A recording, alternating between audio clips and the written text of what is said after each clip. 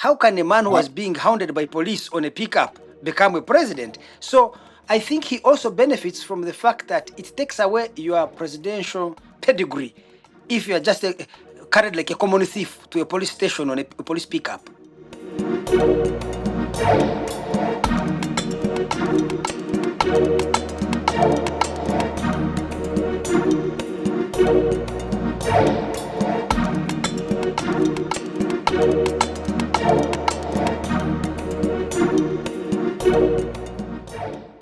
Welcome to this first edition of the Bad Natives podcast.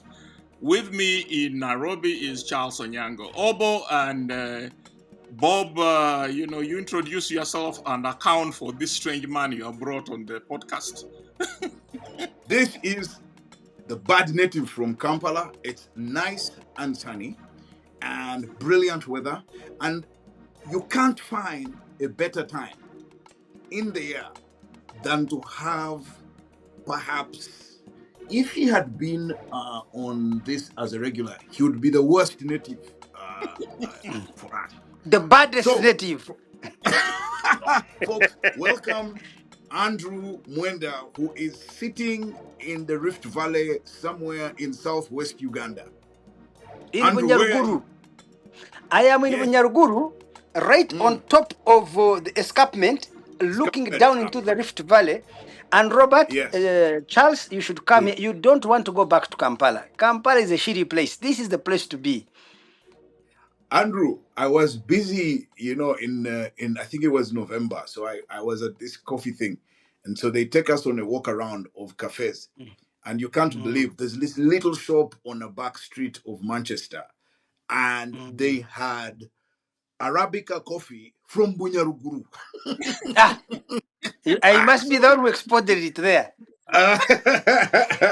Well, Andrew, first of all, it's a very happy new year. But so Charles, first of all, we give condolences to Andrew. He lost his brother. So Andrew, very sad about that. But thank you. Then Andrew, you then wound up at a very strange wedding. Which one? Oh, I didn't attend the wedding. No, but I did attend the wedding. I couldn't given the tragedy at home. But I did. My son, aged 91 years old, Kafureka, at 91 years young, decided to take a bride of 46 years. So she's 45 years his junior, which shows that even the Charles, when you are 90, please don't lose hope. Kafureka states a standard. Me, I'm 113. I'm also looking for a bride now. Charles, I am very concerned. Andrew Mwenda, you're 130. You are not retiring. Your friend Kafureka is 91. He's taking a new bride. Your friend Museveni is 82. He's not retiring. What's going on? My other friend Paul Biya is 92. He has now been re-elected for 7 years. So we are saying that we, the elderly, still have a role. What Kafureka, Museveni, and Paul Biya are saying is that us, the elders in Africa, we still want to hold court. But you younger people, you are bad natives. For us, we are good natives. Because in Africa, the elders are the ones who are given respect. But Charles, this age limit thing has been taken too far. Because you see, we had agreed that it remains in politics. There we can manage it is one office. But if now 91-year-olds are raiding our women, what is left? They've taken jobs.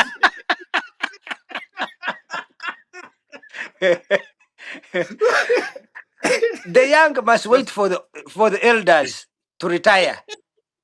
And in retirement for us in Africa is death. There is only one retirement, death. That's Kafureka's story. Andrew, let me, when Paul Biya in October was re-elected in that strange election, you actually put out a very strange, very provocative post. You said, Biya is 92. He's just got elected. And I don't know, you mentioned, and then you said Museveni is 82. Huh? Yes. Mm. Museveni is How do actually you, 81, Charles. yes, He's 81. yeah. So how is it looking for him? How is the election uh, looking in Uganda? I mean, just what are the headline issues you are seeing? What Mm. um, who who do you think is likely to win, and how do you see the day after the election? Mm. First of all, Charles, this is a very strange election in the sense that if you look at opinion polls that have come out, including the ones done by the Europeans, it gives Museveni a significant lead. The Europeans poll showed Museveni at 64, Bobi Wine at 24. So you would expect that Museveni would be very relaxed in this election as he was in the 2011 election when he used money and not violence. But as the polls came out with Museveni have enjoying a commanding lead of more than 30 points, the state unleashed violence against Bobi Wine. Now, I have always thought that the violence is because there is huge momentum on the part of the opposition, and therefore government needs to contain it. But from the NRM's own polls, from security institutions and what they have reported, the security reports have seen, it shows that, in fact, Museveni has a commanding lead. There is likely to be even much lower voter turnout. It may fall to, let's say, 45%. And Museveni can get a cool 62% of the 45%. Because 55% of Ugandans may not show up to vote. Many are apathetic, others think Museveni has already won, and there's no reason to vote. So I cannot understand why the election has turned violent at the very moment when the numbers or the scientific polls show Museveni in a commanding lead. That I have failed to understand. And Charles, I would like to explain it to Andrew because it's an observation, Andrew, that I made in the 2015-2016 election.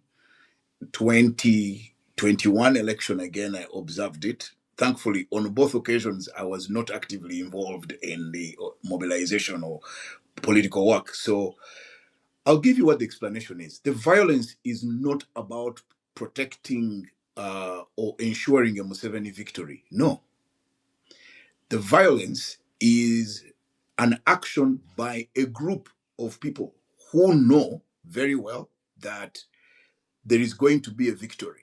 So, how do they ensure that they are a part of that victory and can claim that they were responsible for that success, but to stake their own individual political power because they are not in the mobilization, so they don't have a constituency in the sense that, say, for instance, somebody like Haruna Kasolo can say, I am chairman of Buganda. No.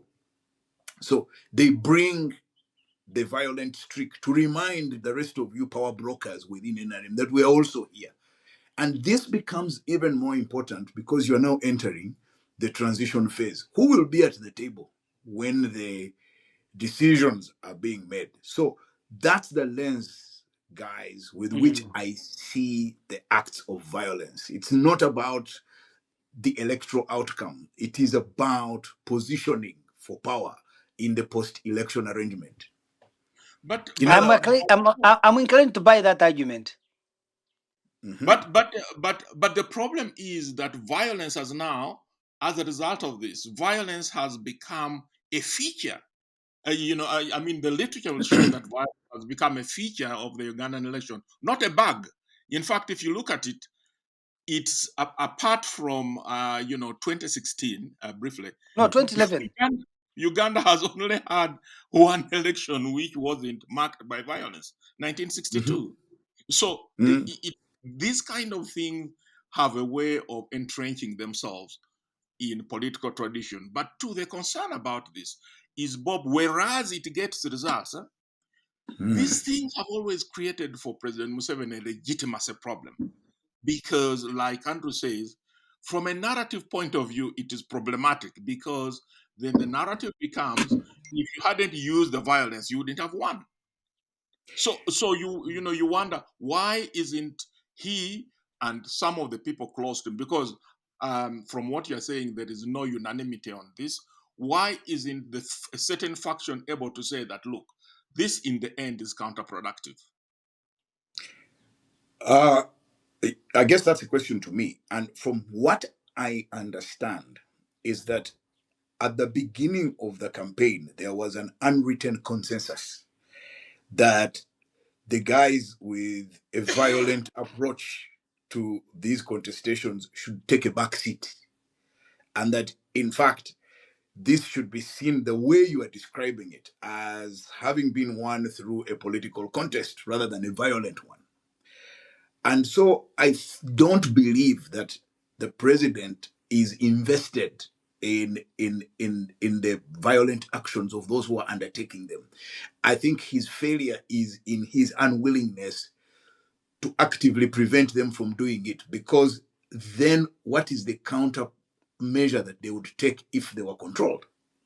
If Because you would need another form of violence to contain this violent behavior. You could actually unleash the famous 1985 phrase of uncoordinated movement of troops. Uh, and you also don't want to alienate them too much. So I think there might be a thing they're saying, guys, behave yourselves, control yourselves, sort of thing, without you wanting to take them on. I don't think that he, in particular, I think it's just a question of failure rather than him actively But pushing. Robert, Mm, don't forget that Museveni, at a personal level, is a specialist mm. in violence and looks at violence as an instrument of his politics. I But feel like Andrew, a sorry, lot let of me the stop people you who there. act. Mm. Andrew, let me just stop you there and respond. And that, in fact, because of that, he understands the consequences of what violence can bring. Well, but there's another thing about if you were to get Museveni's psychological profile, and this is my sense, Mm, that mm, because he's a specialist in violence, Museveni mm, feels much, much more comfortable when he's mm, brutalizing his opponents. And mm, his handlers around him know his psychology, that to provide him psychological comfort or psychological mm, security in the circumstances of an election, they mm, need to brutalize his opponents because that is what makes him relax. It's what makes him feel in charge.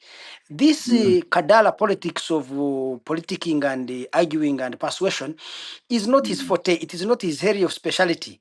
So if you are mm, his person and you live very close to him, you know mm, that he will be much more relaxed if mm, he sees that Bobi Wine is packed into a pickup of policemen and thrown in jail or things like that. Also remember mm, Museveni, given his own attitude towards politics, Museveni does not think that peasants go to the polling booth to vote for the president, to make a choice of who should be president. Museveni believes that peasants go to the polling booth to assert or affirm who has power. So if you get your opponent and brutalize him or put him on a police pickup, the people say, "Oh, Mr. Talina Amanyi, tasobola kutufuga." This mm, person is weak, cannot govern. So the mm. one who is ordering is the one who has power. So when they go to vote, they will assert that power.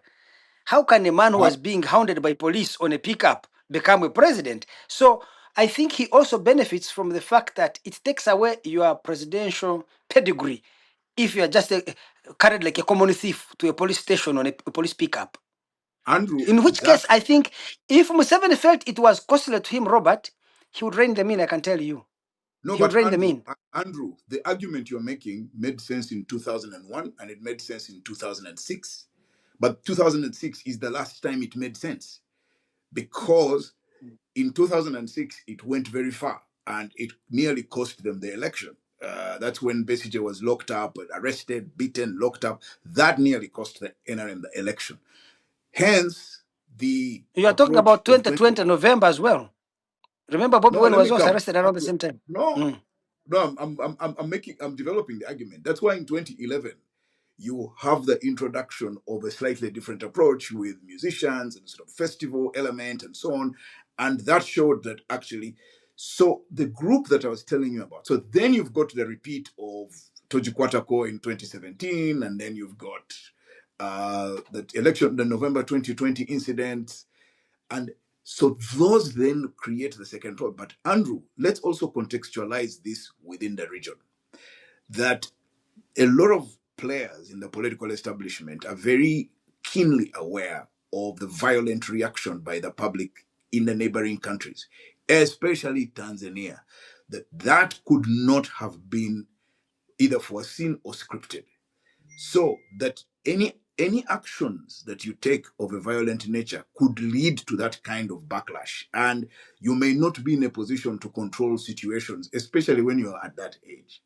What I think, therefore, Andrew, is that, and in fact, let me even give you guys another illustration.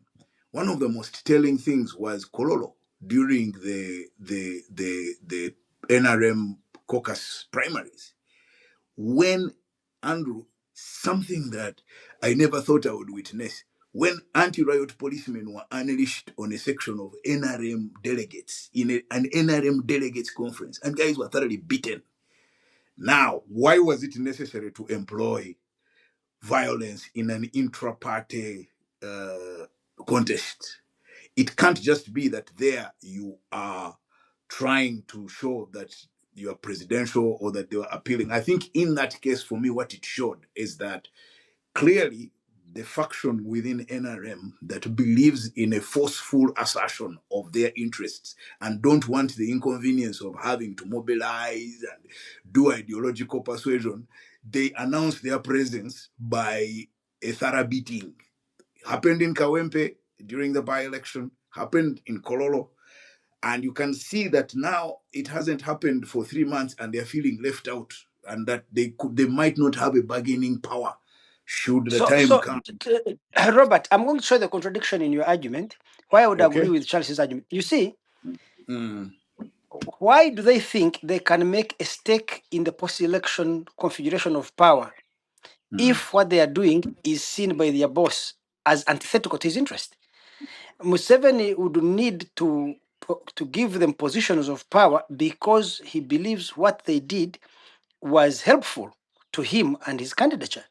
That's the only reason he can reward them. If they were inflicting costs on him, either he would tolerate them but not reward them. He would try to put costs on such a behavior if it's costly to him. That's why I'm inclined to believe that violence has become a feature of the election. But why wasn't it a feature of the election in 2011? In 2011, from my knowledge of things, is Museveni had a deal with Amama Mbabazi in 2003, 2004, that Museveni would leave power in 2011 and hand it over to Amama. The 2011 election was an Amama operation. He controlled the NRM register. The people who did all these young people things were led by Nina Mbabazi. That was Amama's fingerprints on the election, and he ran it well. But once Amama was hounded out of NRM, the internal forces within the NRM to constrain, to help Museveni avoid violence left. So he retreated to that group that is violent. His closest associates in the election are those who My will. point exactly. No, but guys, So, Andrew, what I wanted to broaden this for some of our wider African global audience, and and basically, to touch on the question you already spoke on Museveni's mind, his profile as a candidate. One of the things that is striking about this election is that Museveni has changed in one regard. He has become a grievance candidate. He is very, very Trumpian. He is he's complaining about his votes which are being stolen. He's on this tirade where he blames everyone for everything, and he pretty much looks like the Museveni of 1980, who was clearly the third political force. You had UPC, you had DP, and then Museveni. He stands on this as if he is an outsider.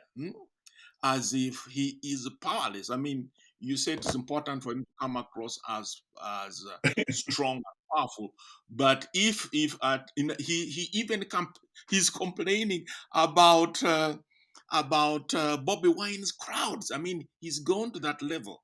Why has Museveni become a grievance candidate? Why isn't he able to be kind of more visionary candidate that he has been for most of his campaigns? well, but isn't that the intriguing thing about Museveni? I wrote an article after the 2011 election titled "Why Museveni Won and Besigye Lost," and you sent me a good compliment, Charles, on it. And I was saying it is because they followed Museveni across the campaign trail. And what intrigued me is that actually Museveni never ran as an incumbent. He ran as an opposition politician.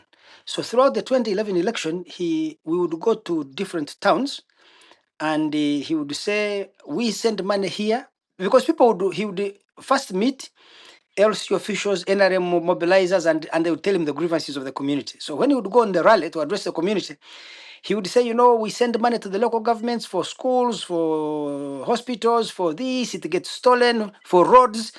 Then he would get a local LC5 chairman or RDC, hound them, humiliate them, and he was able to campaign as a grievance candidate that he and the population have been shortchanged by local officials.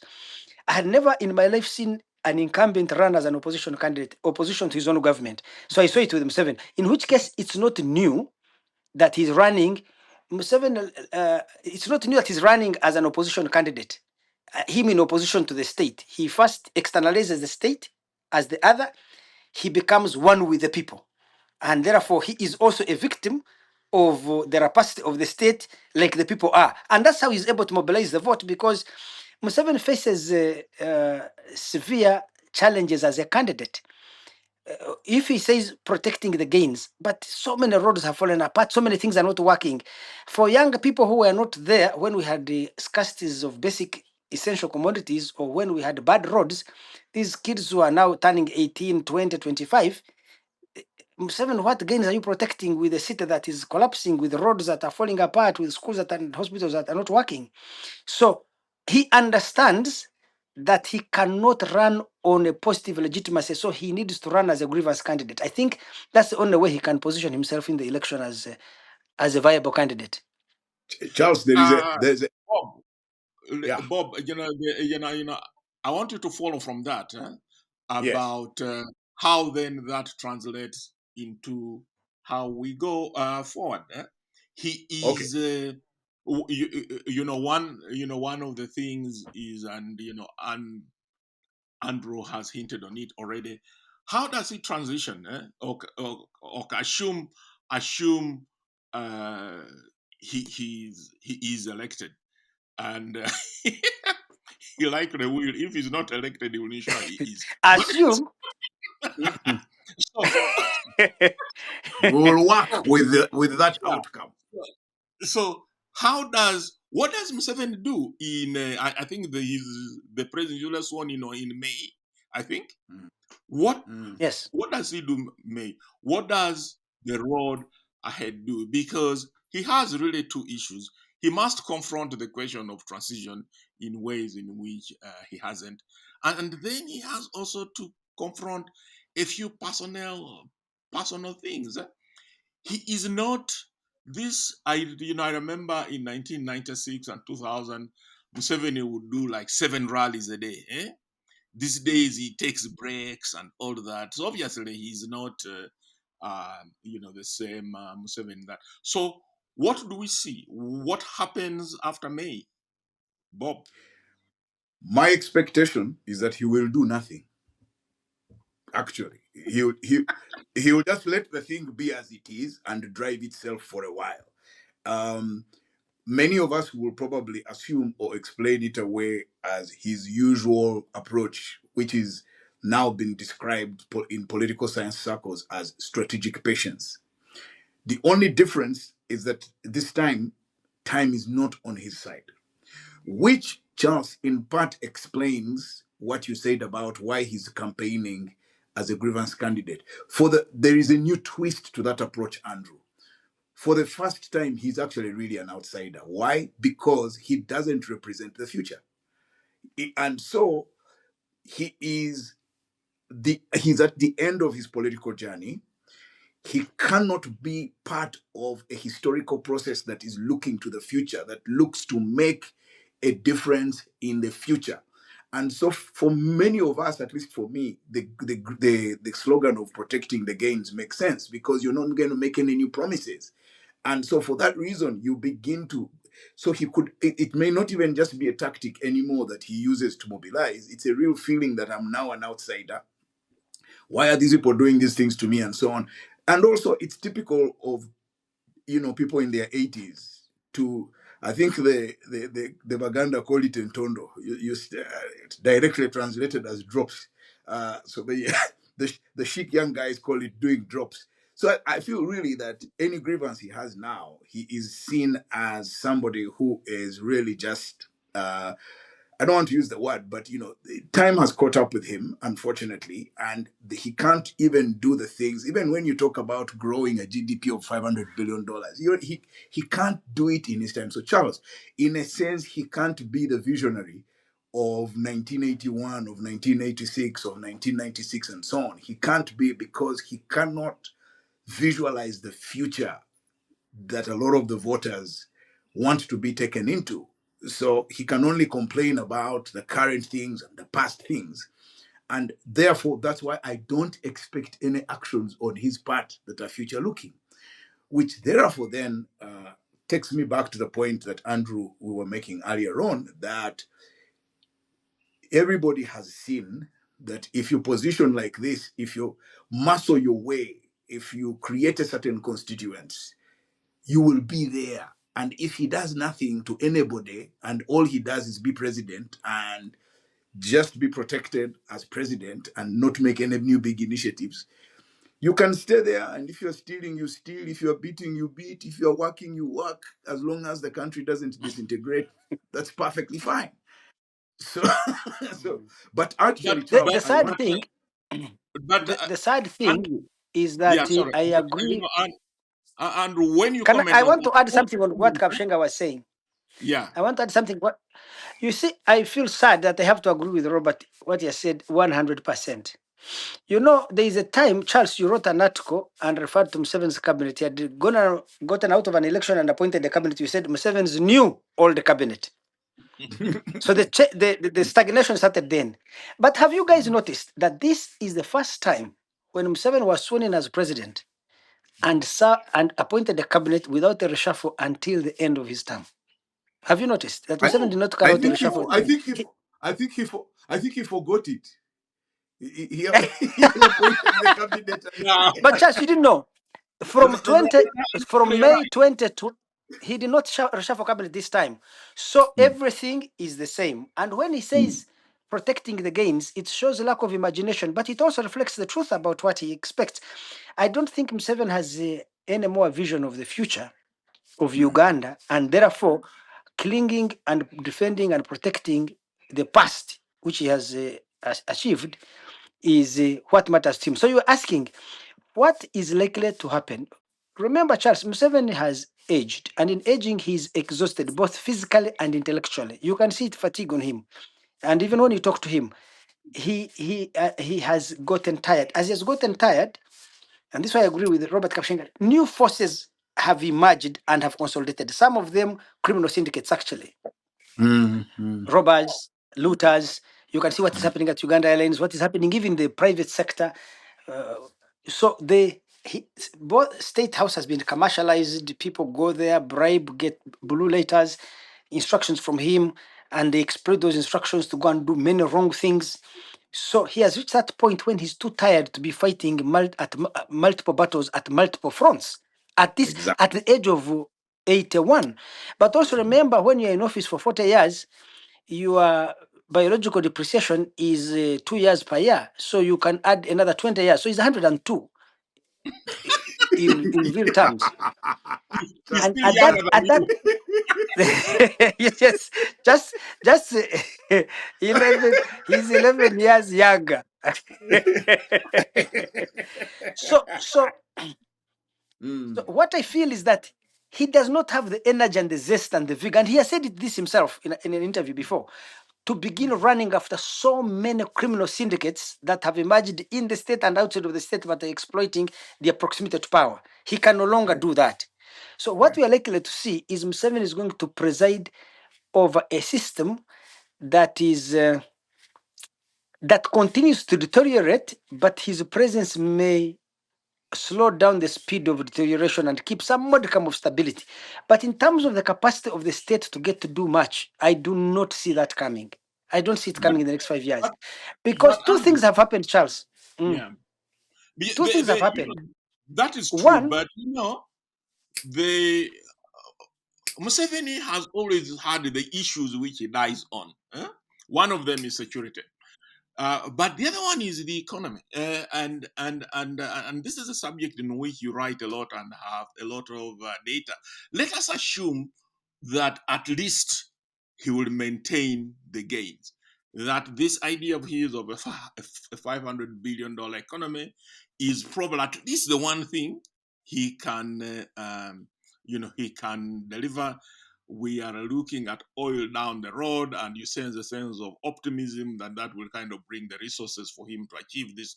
But he has to achieve growth rates of 10 to 13%, depending on where the target for 500 and something billion is. So, what is the one thing do you people think he will die on? Because he's just not going to sit there and and bask in the sun to warm himself with vitamin D and do nothing.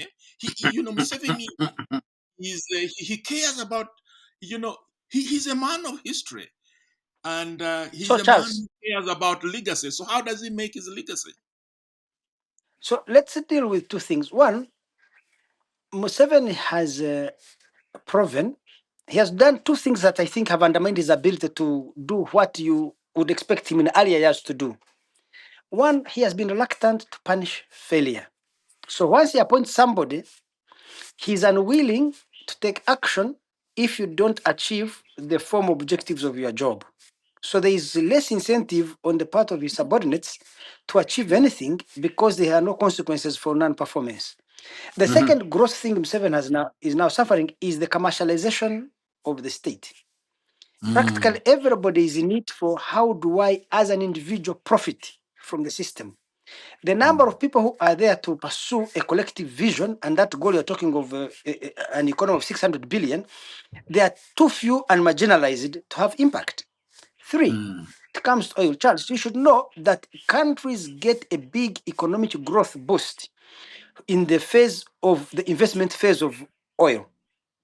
So the once oil production begins, save for exorbitant oil windfalls in terms of prices going up, there is less growth you get. The growth is during the phase of investment. Now, in 2011, the Harvard University did a study said the next growth economies in the world will be Uganda and India, two leading, and they'll be growing at 13, 14%. Uganda, we are in the phase of investment in oil. Countries like, I remember Equatorial Guinea was growing at 120%. Ghana reached 13%. Uganda, we're in the investment Even phase, Chad hit we are at 100%. 6%. Yes. So Uganda in the investment phase of oil, we are at 6%. So it also shows the limitations of Uganda's ability to achieve its vision. The fourth element, Charles, for Uganda to achieve a tenfold growth of the economy in the next 15 years, we need an annual economic growth rate of 16%.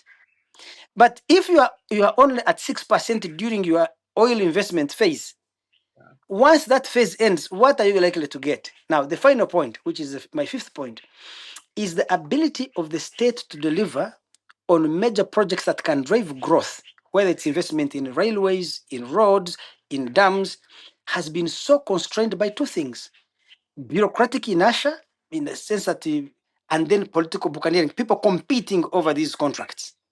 Uganda has installed electricity capacity of 2,047 megawatts, of which only 1,500 is what we would call effective supply. If you switch on everything, you can go up to 1,500. Our peak demand right now is 1,350, growing at an annual average rate of 13%. It means at the end of this year, Uganda will be facing load shedding. It takes Uganda anything between 15 to 20 years between doing a feasibility study to commissioning a major dam. So we have Ayago to produce 700 megawatts. We expect it will come on board maybe in 2042. How How is Uganda therefore going to increase electricity output? Because for you to raise your economy from a GDP of 64 billion, according to IMF now, to 640, you will need to increase electricity output from, say, 1,500 megawatts, you have to about 22,000. But if to build a dam of 700 megawatts at Ayago is going to take you 15 to 17 years, so I don't think that it's possible for Uganda, Museveni doing the impossible, and and therefore delegating actual power to somebody who can run the system for him, who can force people to perform or be punished if they're not performing, who can take quick and decisive action to get government projects to take off. And that's what Museveni, what Kapshenga was calling strategic patience, now has become inaction. Look at the mess at Uganda Airways. There is that strategic patience or inaction? And that airline they give you the next 4 or 5 months, there will be not a single plane there. So because of his inability to take quick and decisive action, to enforce compliance, to enforce performance, to enforce delivery of objectives on time, I don't think that he can drive that strategy of, or that objective of achieving a tenfold growth in 15 years. Even China may not be able to achieve it with all the competencies they have, even in Singapore. What of Uganda? Bob, so Andrew has said, unless there is someone who can do these things, who can make the hard decisions, who has got the energy, who is got inspired. Where do you see such a person coming from? And No, it goes into the question of position. Where so do you see that coming from in Uganda, in practical terms? nowhere, and I'll tell you why. It's Come it's on, a you can't say. no, and I'll explain to you why, Charles, because it's in answer to your question. What does the president, what does Museveni care about the most? The little that I know is he cared passionately about two things. One is ideology, the other one is state control. In other words, the ability of the state to control the activities in the country. The more enduring one has proved to be control. And I think that the longer he has stayed in office, the more he has centralized control. In fact, the last vestige of some kind of autonomy was the Bank of Uganda, and we all know exactly how he moved to dismantle the level of autonomy that was taking place there. So increasingly, he will feel the need to maintain even more control because that's how you guarantee the hold on power. But in the process, it will constrain the ability to do things. You see, Andrew, why has that cabinet remained in place for 5 years? Because it does nothing. Nobody in there exercises any real power or is of any real threat. So the only way to demonstrate that you need results is by allowing people to function. So one of the things somebody from the sort of Mutevile era once told me that, you see, the way they managed their politics as the economists in the NRM arrangement, when they won the ideological battle for the policy directions at that time, they understood one very important point, that they needed to give him some 20% within which to do his politics and be president. That was, and the person who mastered that skill and art of delivering that was our dear friend who has since passed on, Keith Muhakanizi. Keith was the expert at managing the political interest with the policy issues and international interests. So, where do you find a Keith to come into play now to deliver the tenfold? If, as Andrew says, the state has been captured by commercial interests, these forces we're talking about are not going to allow this kind of thing or those kinds of people to have a play, because otherwise those kinds of people start to ask for accountability. You have to explain why you've given Mpuga 500 million. You have to explain why you're paying all sorts of things in a very funny thing called CSR. That person will start to ask questions you don't need. So that's why you need a Nabanja as your leader of government business, because then that allows all of these things to happen. Now, in an era where ideology is not the issue, but control is more important, then transactional politics becomes crucial. And in transactional politics, Andrew, it's not the most competent person who will be in public office. It is the most unscrupulous person who will end up there. Yes. So my point then is therefore that these, Andrew, so we go back to where we started, that these groups that are muscling their way in, either by opportunistically bringing fake defectors to public rallies, or by bringing violence, or by bringing musicians, or by, I read a post by our mutual friend Wakida saying the president is going to get 98%. So when you have those types of things coming in, you know exactly why they're doing it. But Charles, I want to go back to what I think is going to be an even more consequential outcome of this election. Andrew said, being in office ages you twice the speed. But campaigning for office, I believe, accelerates that process exponentially. I actually think that by the time the president comes out of this election campaign process, he will be extremely exhausted. So let me use the example from our running world. In our running world, the older you are, the longer rests you take, because it takes longer for a kafureka to recover from a night's activity than it takes.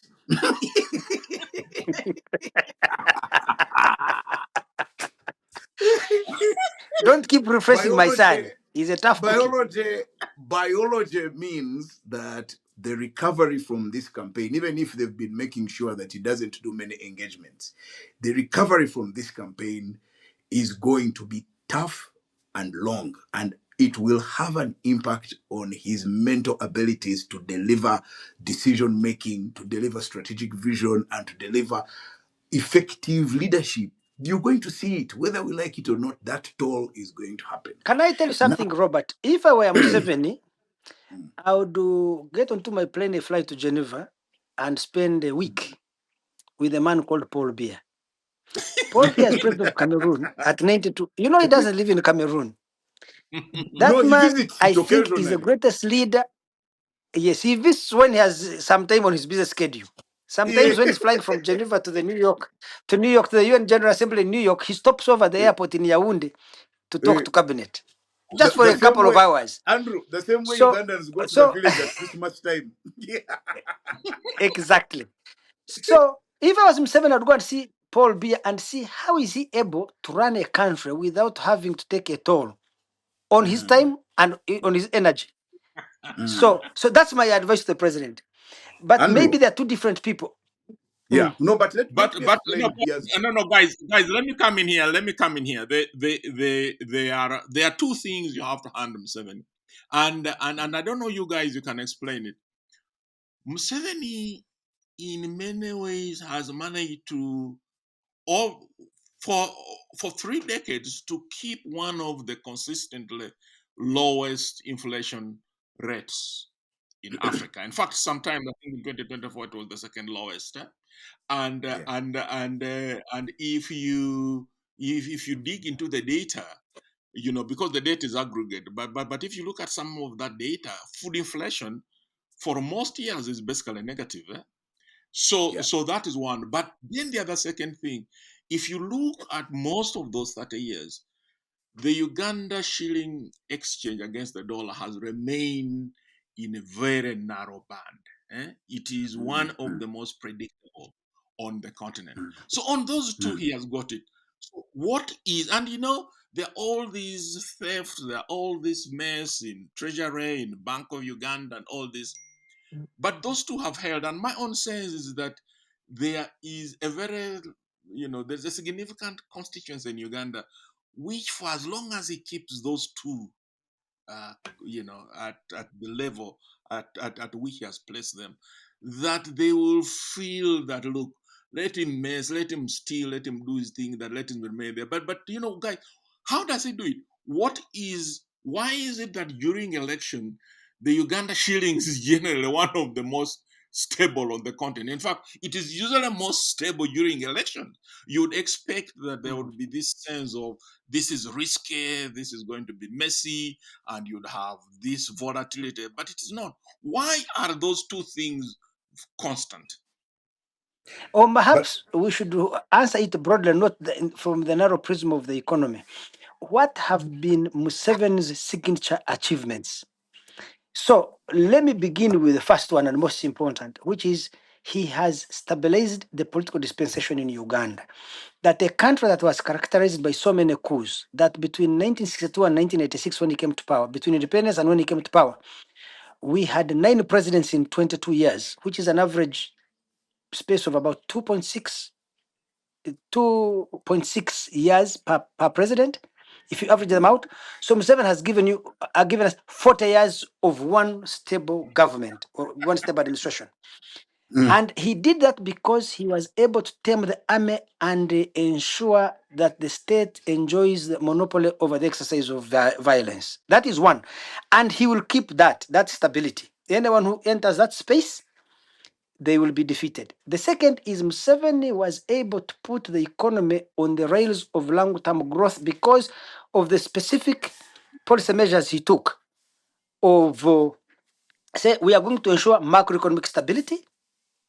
We are going to reduce the role of the state plus its scale and scope in the economy so that many things are done through market mechanisms. The dead hand of the state, its corruption and incompetence, is therefore removed from large sectors of the economy where it is playing. And then that macroeconomic stability, of course, he created an ideological core in the central bank and the Ministry of Finance who keep it for him. Because remember that Museveni is a grand strategist. He understands that in strategy, you must look at what is essential and focus on that. The rest becomes noise. So Museveni will say, I will ensure security, I will ensure that the economy is stable. The private sector can do their work. And I can tell you that will stay. The challenge Museveni faces, of course, with his next 15 years or next 10 years, is that while this liberalization, privatization, deregulation, a stable macroeconomic framework has given him short-term allocative efficiency, it does not address the issue of structural transformation that lies at the heart of the development process. So he's facing a demographic challenge. How do you create opportunities for so many young people to get jobs? You're outputting huge volumes of graduates from tertiary institutions and universities, and you can't absorb them in the economy. Now, those create a political risk for you, but the mechanisms you are using that are giving you short-term allocative efficiency, many resources get efficiently allocated, cannot give you the kind of industrialization or transformation you need to manage this demographic problem. And now is another twist. In his last years, I do not know whether you recognize that Museveni is also shifting away from his earlier economic bargain of liberalization. He's coming back to state control. So you are saying Uganda distribution of electricity will be done by the state. The people who Kavshenga was talking about who want to eat in Runyankore, they call kunyakura, are realizing that they need to bring many things back to the state so they can have access to them. That's how Mema was removed from Uganda. And they taken back to the state. That's why now new generation of electricity is not going to be done by the private sector. It's going to be done by the state. All the new dams are being built by the state. So I think that first we are seeing the people interest, the pie of eating is reducing, so they are beginning to take resources from the private sector back to the state. I will not be surprised by that in the next 5 to 10 years if government of Uganda undertakes to nationalize banks, grab telecommunication companies, because eventually they sold these enterprises and in selling them they were able to make money. Now they will need to bring them back in order to feed on them. So we are likely to see a reverse of these policies, partly because the international environment is changing and ideological beliefs are changing, but also partly because as more people enter the NRM tent and are looking for opportunities to eat, and these opportunities are held by multinational corporations in the private sector, we may see the state even encroaching on those multinational corporations. But you know, Charles. So we are likely to see renationalization. Yeah, Bob, you know that Andrew, that is so scary. That is so scary. so But it you know, means you Charles, must have the question. Bob, wait a minute. So it means the question of who is next is very important. And Bob, we go back to that question. You kind of dodged it. You know, you said, we go to this first so that. So how do we avoid that? Who do you see how does the post Museveni? In fact, let me ask specifically. There is someone like Salim Saleh is a friend of all the three of us. What is the role of people like Salim Saleh in kind of the transition? Because Salim Saleh is also a bit of a statist, but he is also a big picture, big tent kind of guy. So, are we going to see people like that? Are we going to see your friend, Mohozi, kind of the heir apparent, beginning to sit on the throne? Is there an alternative? That these things that the Maos talk of, broad-based and all of that. So, in terms of either people or structures, what should we prepare for? Best case, worst case.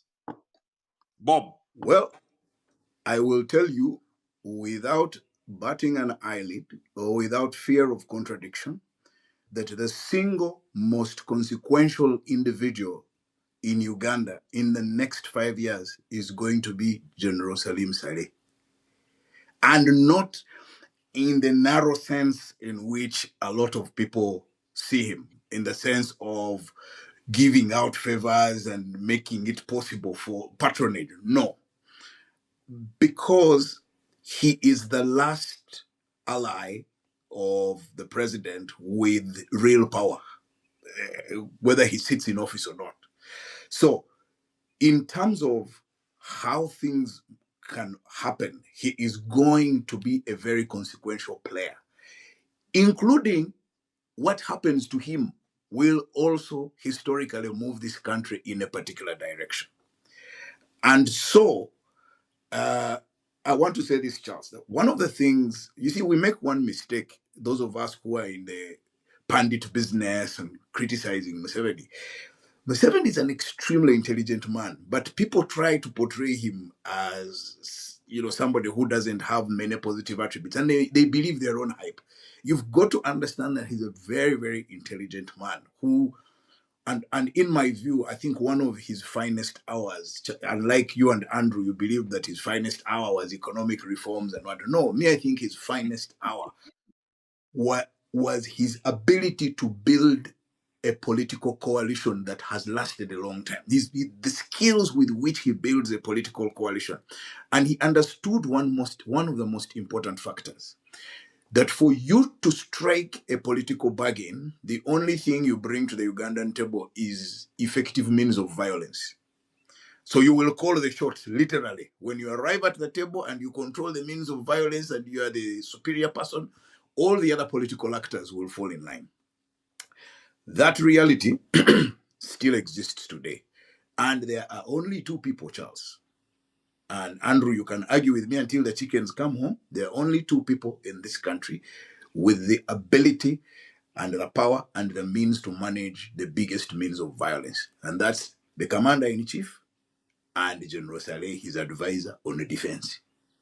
So, and they've had this partnership for over 50 years, where they run the security apparatus that today has become UPDF.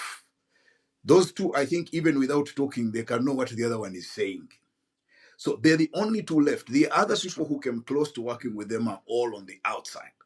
So for me, I think that if we're to look at any one individual who is going to be consequential on the direction of where this goes in the broadest possible terms, outside of President Museveni, it is going to be General Saleh. And I would look at his fortunes, I would follow his thinking, I would see where and what he is saying. That is what will show you where things are going. Because he also, fortunately, happens to be the one person who has the history of the process, but he is also the last liberal left, and the last true historical. I suspect that when the president calls the next SEC meeting of NRM, he will be in very strange company of people who, who, who are not even there at the delegates conference of 2005, or who have never done meetings in Chankwanzi. So in that sense, the answer to your question, I would look to General Saleh. Andrew, give us Well, my give us. own.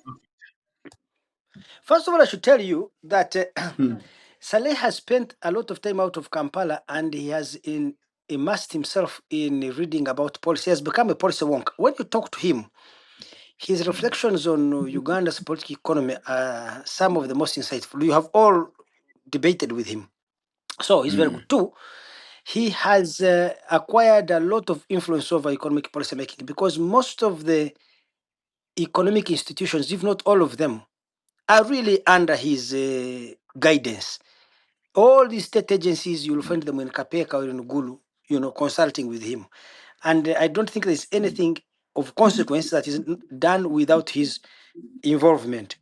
But what I can say are two things about Saleh. One, I think he's a very intelligent man. He knows his brother very well. So he's not willing to show a lot of his own hand when his brother is there. I think he has the best emotional and social intelligence or psychological intelligence about his brother. Because I mean, I see many failures where I think Saleh should intervene decisively without consulting the president, but the two of them will talk every morning and every evening, and then he will deny that they talk. Yes. So, in which case, either he understands his brother very well and is reluctant to walk ahead of him to do things because, and therefore delay. So, he's a much more sophisticated animal to to decipher. Me, the person I know very well, and I think if I was in Museveni's shoes, I would make him prime minister. Is Moses Kainerugaba. He's very impatient with incompetence and is very result oriented. You guys should pick an interest into what is happening at UPDF. That place was a den of thieves in procurement and everything, but the things he has done in a very short time at UPDF could only have been done over 30 years. And the more I talk to him and relate to him, I feel like if he was taken or allowed to step out of the space called security on these issues of roads, on these issues of dams, I'm telling you, so many Ugandan officials would be out of government. You cannot spend 2 months, 3 months dotting I's and crossing T's and he tolerates you. In that sense, he has a lot of Kagame in him. This quick decisiveness, results oriented. Now, Museveni is a very good man, I think, very accommodating. In other words, he makes a very good father. I don't think he makes a very good president because of his strategic patience. You can tolerate your children and your grandchildren, but in government people have obligations and goals to realize for the citizens, and his delays are impacting the country badly. So, I would put my if Museveni sought my advice, I would say make Muhoozi prime minister, and because another thing, there are many Ugandans who are competent, Charles, maybe even more competent than Muhoozi, Yeah. but it's the problem of power. That just if we put that person there, many forces around the power will come undermine you, discredit you, and then you fail to deliver. That's what happened to Amama. Actually, I think Amama was an effective administrator, and he could have run government quite effectively and efficiently. But he was fought. Now, let me tell you, if you have Muhoozi or Saleh as your prime minister, I can tell you, there is nobody going to begin backbiting him before you. The contestations are reduced because where power relies, people begin to know. In fact, I have been thinking this morning about Uganda Airlines, and a friend asked me, I said, look, if I was President Yoweri Museveni, I would appoint Edwin Karujire, executive chairman of the board. Maybe he doesn't want the job, so don't make him see. But Uganda Airlines, for example, needs a person from Museveni's family who can directly call the president, drive there without an appointment, but protect the institution from these wheeler dealers. Even the board, right now, Uganda has reached a point where unless you have good access and trust of Museveni, in which case you need to be a member of his family, you can easily be hounded out of office, undermined or fought until you are defeated, obstructed. So if Museveni, first of all, wants to demonstrate that he's keen on a transition and people can believe it, he needs to make Muhoozi either vice president or prime minister. But two, if he wants to run an effective administration, he needs to make Muhoozi that person to run the administration with full power. So he can go and to Geneva, spend time with Paul, and they discuss how to run a country without being present. But But Andrew, is that sustainable? You know, you guys, you know, is that sustainable? Because there are people who talk that we can't have that too. One is the issue of family rule, but second of regional balancing. That there are people who say that we need to see rotation. That this thing should go to Bob's one of Bob's uncles in Mbale. Mm. You know, at the next thing, because if you don't, it threatens the whole Uganda project. Because really, do you think that Uganda is willing to have not just one family, but that one region can rule this country for, I don't know, 60 or something years? And you think at the end of it, you'll still have a united republic? Well, we can have a vice president in form of Robert Kaushenga, and then we can have No, you can't a actually, prime minister. because the problem with people like Andrew, the problem with people like me For who you, actually want to do the job, you're from the east. You see, who Charles, want I to was do the looking at job. how do we improve managerial. What I was looking at is how do we improve Andrew, managerial and Andrew, administrative effectiveness. Hold a second, Robert. How do we Yeah. improve managerial and administrative effectiveness in the next 5 years so that the state is actually able to get out of bureaucratic inertia and does things and does them quickly and efficiently and less corruptly? That is what I was looking at. Andrew, Now, I there have are an answer political for you. ramifications to it. Andrew, Mm, Andrew, I have an answer for you. Charles, let me answer Andrew on that. mm.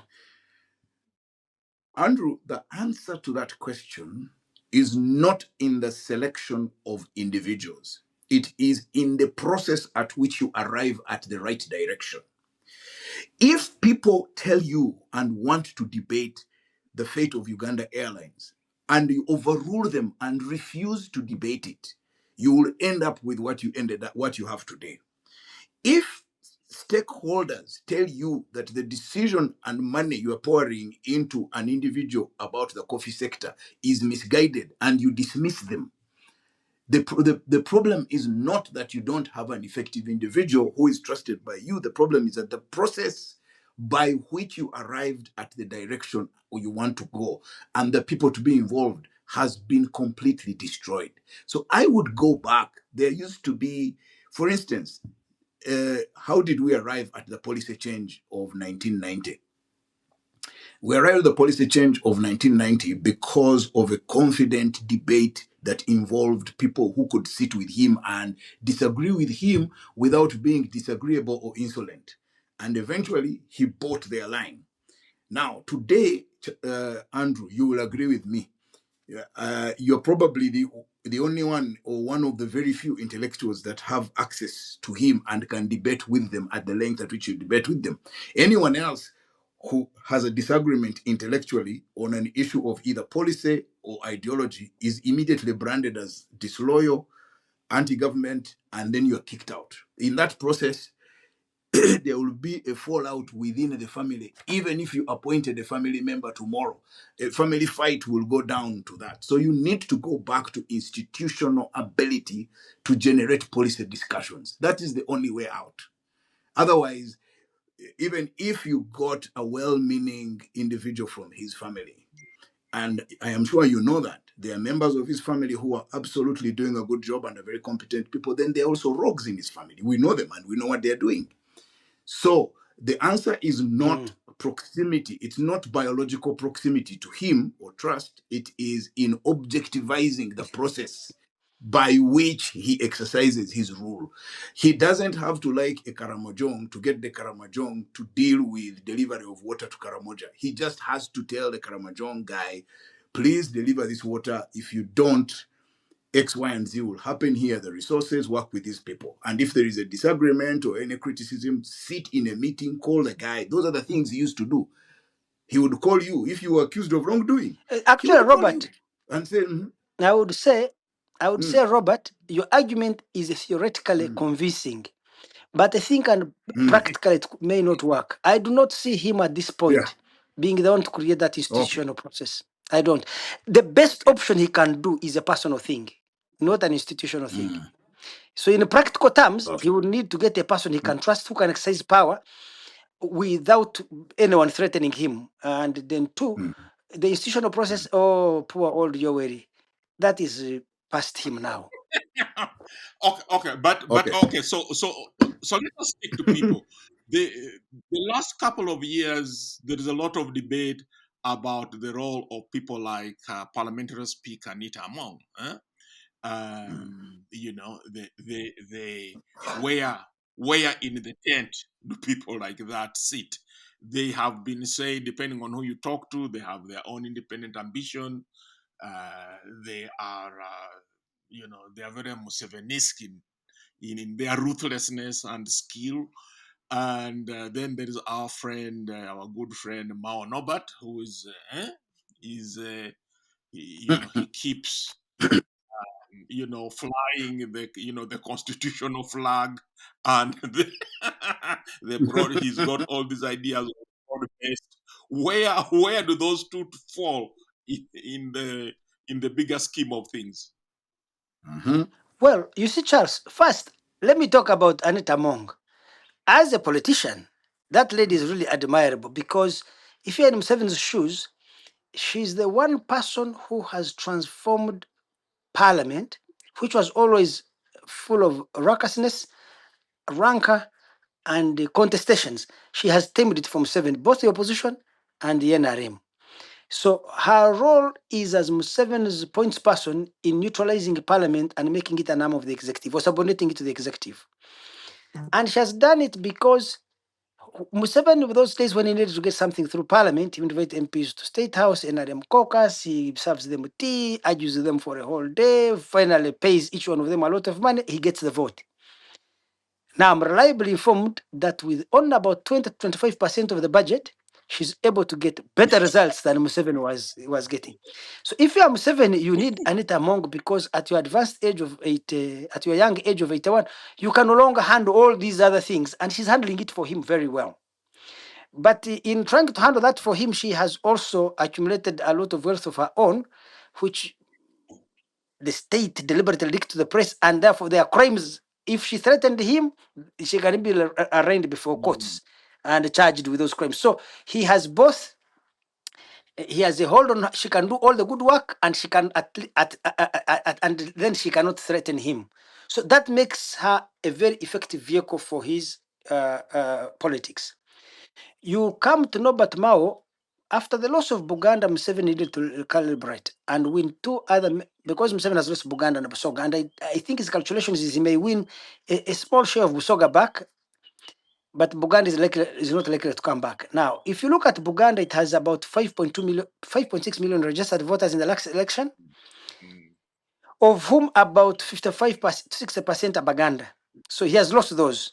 So Baganda could be about 2.3, rather 2.8 million registered voters, followed by Basoga 1.8 million in the last election.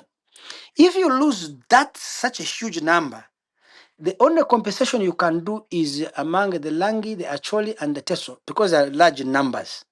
So Museveni's strategy has been win over those communities, and Mao is likely to return as vice president. If Oh, Buganda does not change its voting pattern, Mao may return as vice president. Then you have the North brought together because you already have a speaker, a governor of the central bank for Teso. You can drop the vice president from Teso, and then Museveni still holds the West, and that is a coalition is building. Museveni has now retreated to the Obote political map. To neutralize Buganda, you organize Uganda against Buganda. And that's what Museveni is going to do. If they don't vote for him in this election, he will create a national coalition against Buganda. So we are likely to see Mao emerge as most likely vice president or prime minister. Betty Among will retain her position as speaker, and their job is really to help Museveni run in 2031, 2036, and 2041 when he's 96.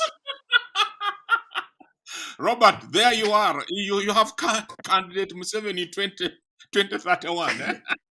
So I 41. you know we don't have to worry about who is next. Bob.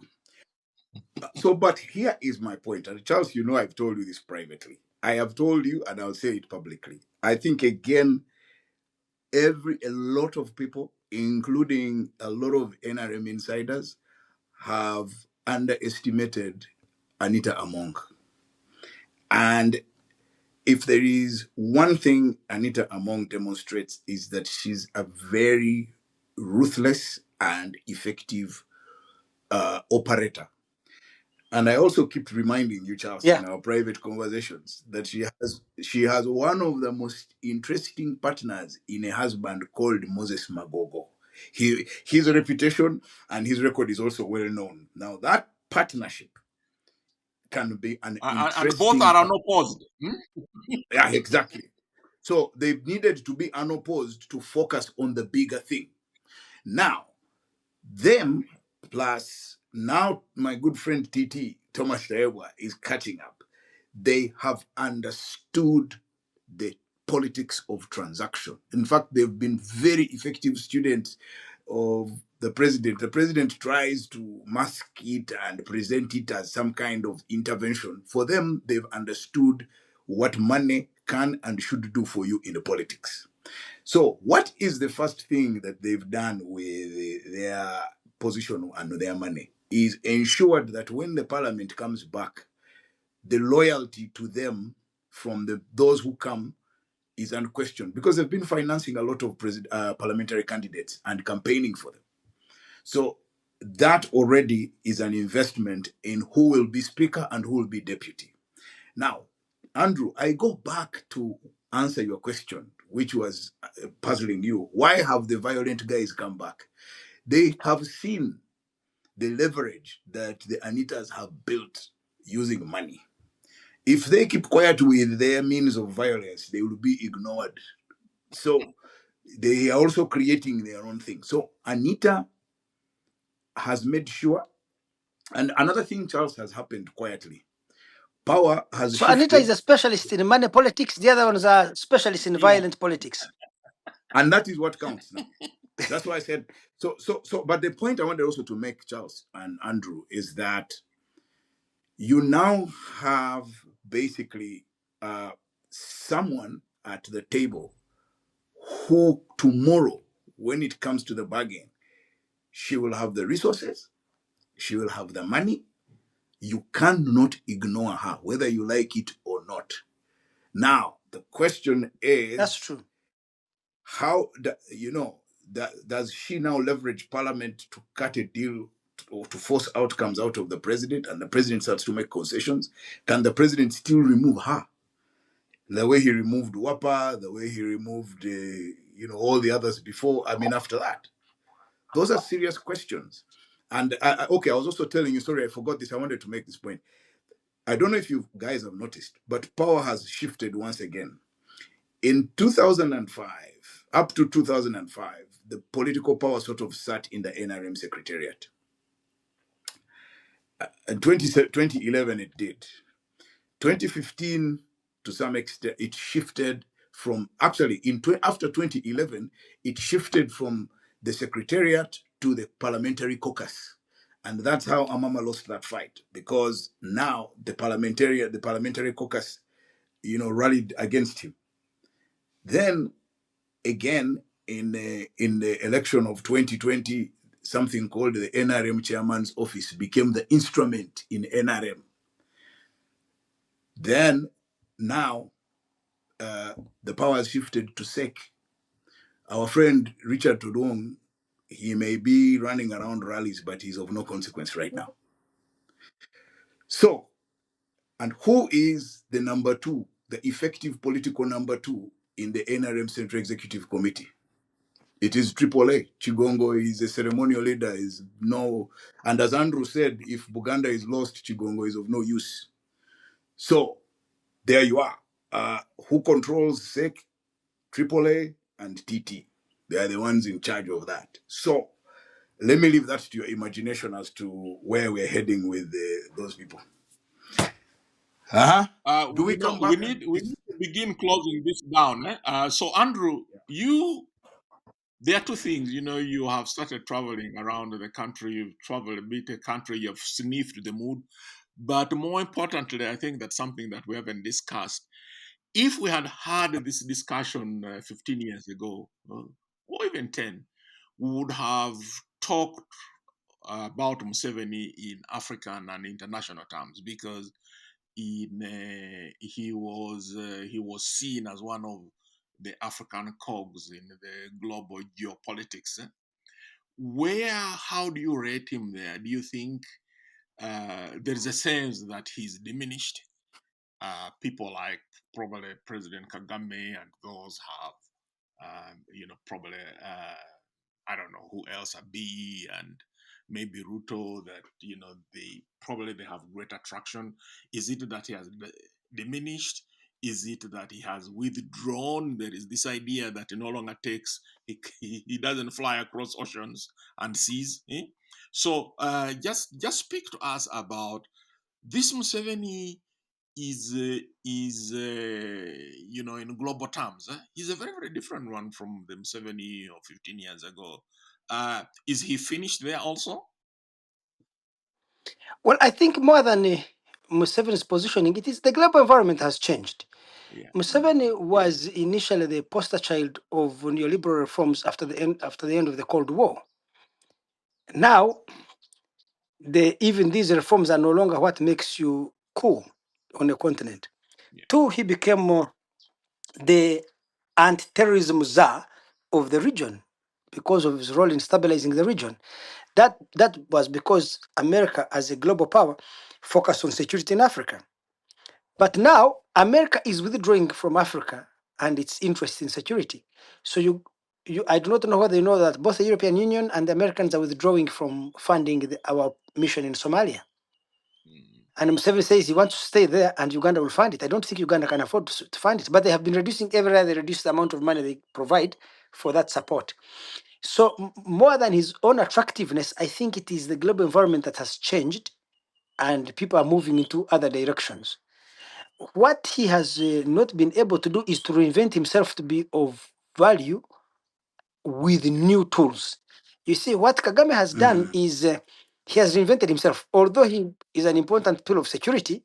But look, he's an important pillar of sports, for example, making Rwanda attractive to the international sports community. They are going to, in 2031 or something, Rwanda is likely to host Formula One. And they're doing a circuit there. Rwanda this last year, 2025, hosted the UCI. That's the World Cup of cycling. I have seen the FIFA president, he was playing soccer with Kagame just last week. So he has reinvented himself in other things, and Museveni has failed to find new things outside of economic reform and security to reposition himself and Uganda as a cool kid on the block. And I don't think it is necessarily his age. I think it is his attitude. He does not have multiple talents and interests where he can broaden. He's not into sports, so he will not go there. Museveni is not even into business, he's not even into technology. The Rwandese have launched an air taxi. You can go to Kigali and rent a self-flying taxi in air. There are technological innovations they are holding that give them a new positioning as the technology hub, even though they don't have much of the human resource. They are the tourism hub. They are the sports hub of Africa. They are so many other things. He does not have those interests and tools at his disposal. But the global environment has really fundamentally changed. Museveni was the go-to person when it came to discussing security issues in the region. But security is no longer an important component of American foreign policy anymore. And they're withdrawing from the region. Their dynamics, you remember that in 2010, when Uganda went into Somalia, it is because there was a lot of piracy on the oceans. Now, the global powers had deployed massive navies on the Red Sea and the Indian Ocean to control piracy. And it was very expensive. But Museveni understood strategically, because he has a brilliant strategic mind, that to control piracy on the seas, you need to control the landing grounds the pirates are using. So he occupied Somalia. And in the process, he brought himself and Uganda at the center of global trade. that the security of global trade through the Gulf of Aden, the Red Sea, the Gulf of Aden, and the Indian Ocean was protected by Uganda. All these massive navies moved out. That is why the Americans said, okay, for every tank, plane, or whatever you send to Somalia, we shall reimburse you a brand new one. So Uganda got a lot of villages, and the Americans were paying 5% of what they were paying, them trying to control the seas because he had control of. Now, then comes the Houthis with rudimentary drones, and they have chased global shipping out of the Red Sea. So our presence in Somalia is no longer strategically important because the Houthis, the other side, have chased ships from the Gulf of Aden. Now, you come to South Sudan. South Sudan was a frontline issue in the fight against terrorism, presumably sponsored by Khartoum. Now, Khartoum has collapsed. Uh, South Sudan is itself collapsing. It is no longer of geostrategic value to the Americans. In fact, Trump has stopped all South Sudanese from going to America. So that has also ended. So Museveni's value to the Americans has significantly diminished, and America's role in the region has is dissipating and moving away, and therefore his relevance has shrunk significantly. Well, Bob, yeah, you I know, think. you are the only thing you are left doing is podcasting about global issues. No, Eh? Charles, I go back to one thing that Museveni did effectively in the past that got him to those kinds of positions, and he for some interesting reason he always had the right people on the foreign policy front. But over the years, he has hollowed out all the missions and made them destinations for failed politicians, incompetent public individuals. And so there are not that many people you would refer to as guys who can read the international weather and get back to us and say, guys, you need to position here. I was told of a story of, that one of the most effective operators who was the architect of, Museveni's global effectiveness was Balakikiria. Of course, then subsequently you had, people like Amama, people like Sam Kutesa, people who were really, really like solid international operators. And they were in different departments. Today, you don't know whether JJ Odong is in office or not.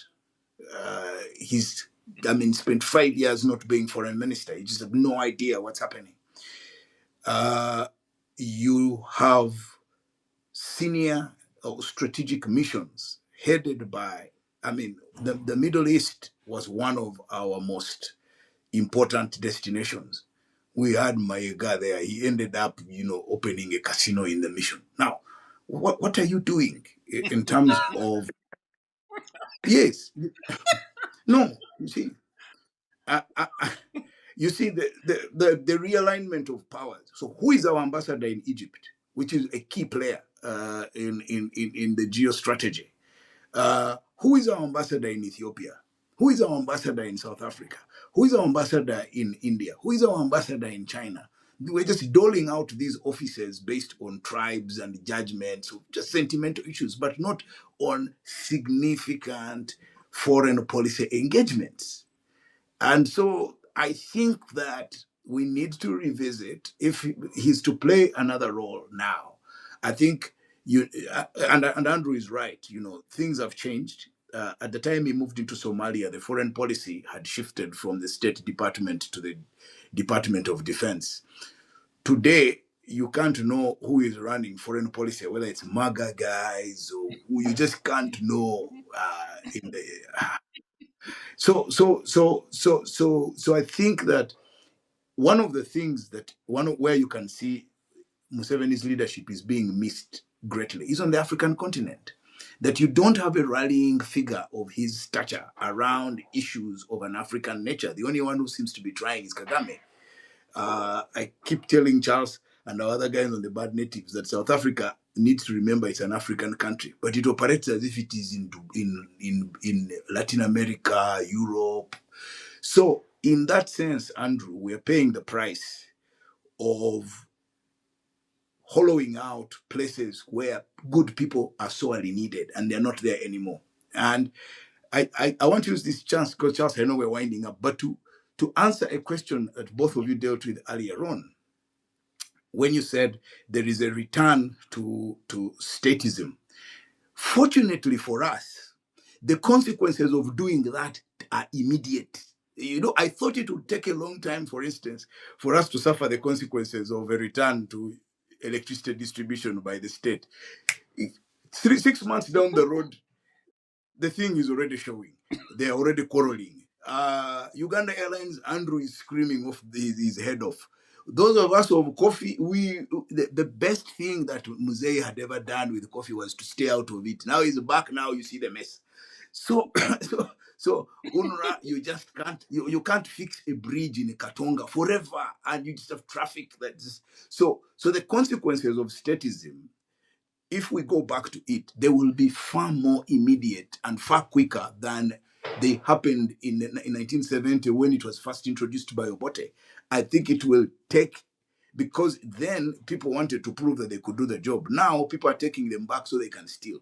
So in that sense, Andrew, I would dare say, Andrew and Charles, that part of the problem is that now the consequences of all of these missteps will now be visited on the ability of the president to execute effective control.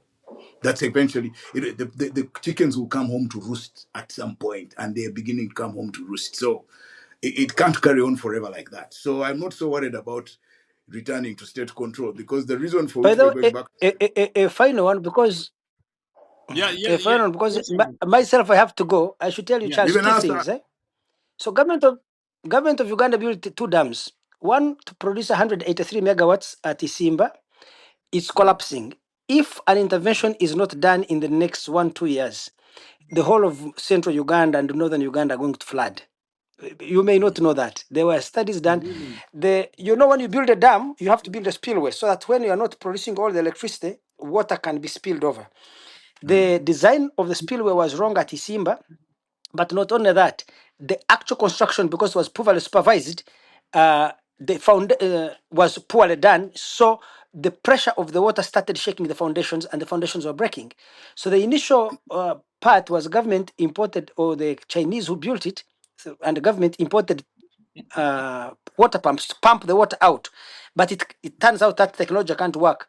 Then they have used these very long metallic, what do they call them? Drills to try to hold the structure. But whenever they try to bypass the water through the spillway, it is shaking. Now, the engineers wrote a report saying it's not clear whether it can break within 1 week, within 6 months, or 1 year, but break it is going to happen. Now, right now, the state of Uganda is unable to they need to build a new spillway. If they don't, that dam and all the 600 million we spent on it is going down the drain. Please watch that accident is going to happen in the next few Oh my months. goodness. The The second is state of Karuma. Uganda, Karuma the has state not. of Uganda is like the Isimba Bridge. So Karuma, and what about Karuma?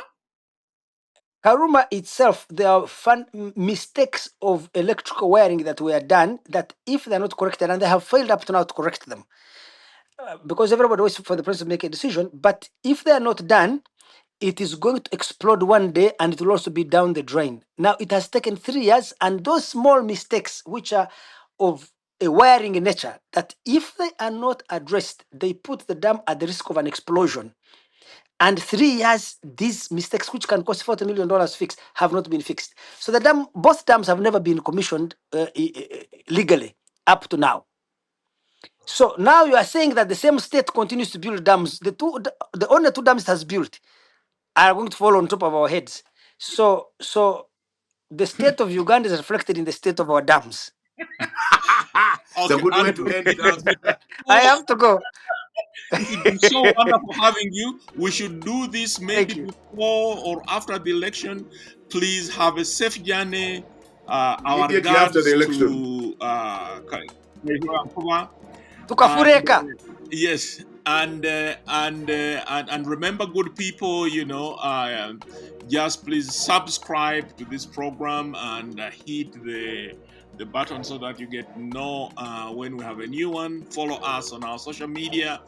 And, we had a 2-week break for Christmas. We hope you have a wonderful new year. And Bob, have a good year.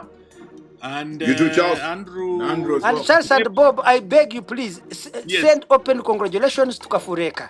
Please, Yes. each one of you. Yes, I'm going to. Okay. See you guys.